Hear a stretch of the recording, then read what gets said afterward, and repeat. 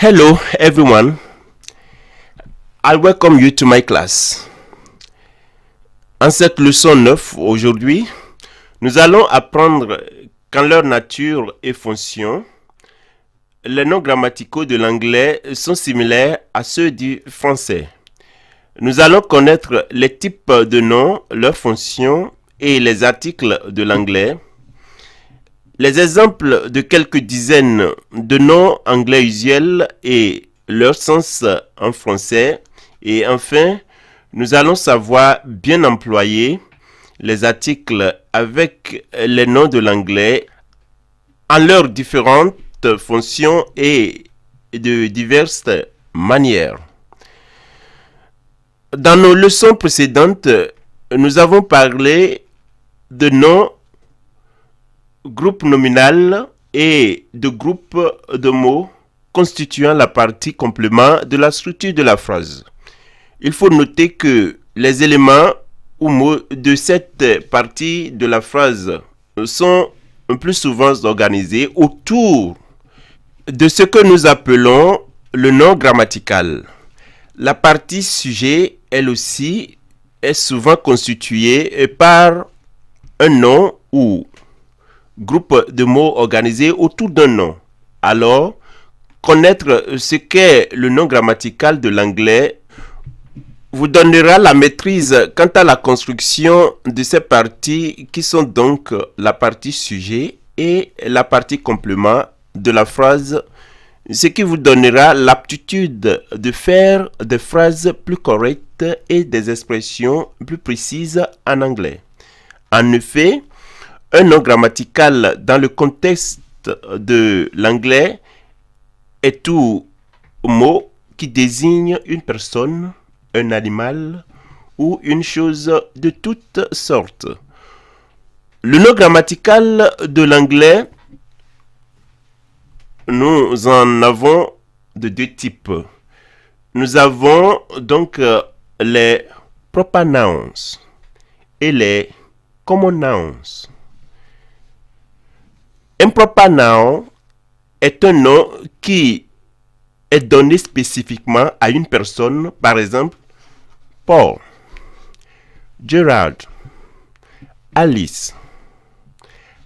À une chose, par exemple, Cotonou, Nokia. Et à un animal, par exemple, Bingo. Mon chien, je l'ai nommé par exemple Bingo. Voilà pour ce qui est du proper noun. Un common noun, quant à lui, est un nom général reconnu désignant les catégories de personnes, d'animaux ou de choses. Un common noun est caractérisé par un article qui l'accompagne. Par exemple, nous avons the student ou a student, the country ou a country, the animal ou the animal, et the lion ou a lion, comme common nouns de personnes, de choses et d'animaux respectivement. Nous constatons que chacun des trois common nouns que nous avons cités en exemple ici est accompagné de the, et ou bien an. Ce qui n'est pas le cas des proper nouns que nous avons cités préalablement. The et bien sûr and en ce contexte sont les articles de l'anglais. L'article et devient and quand le nom qu'il accompagne donc commence par une voyelle. En tant que francophone apprenant l'anglais, il est important de noter ici qu'en anglais, il n'y a pas le genre masculin ou féminin indiqué par l'article pour le nom commun appelé donc common noun. Dans notre manuel de cours pour cette classe, nous avons quelques dizaines de noms couramment utilisés en anglais qui sont bien sûr les common nouns avec leur sens en français.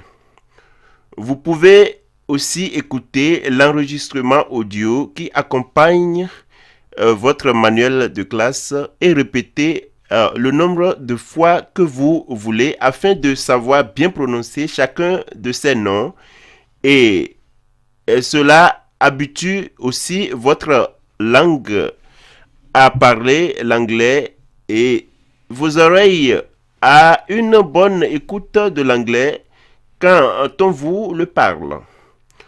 Notons ici que en anglais aussi, la forme plurielle d'un nom existe et on l'indique en ajoutant un ex au nom singulier.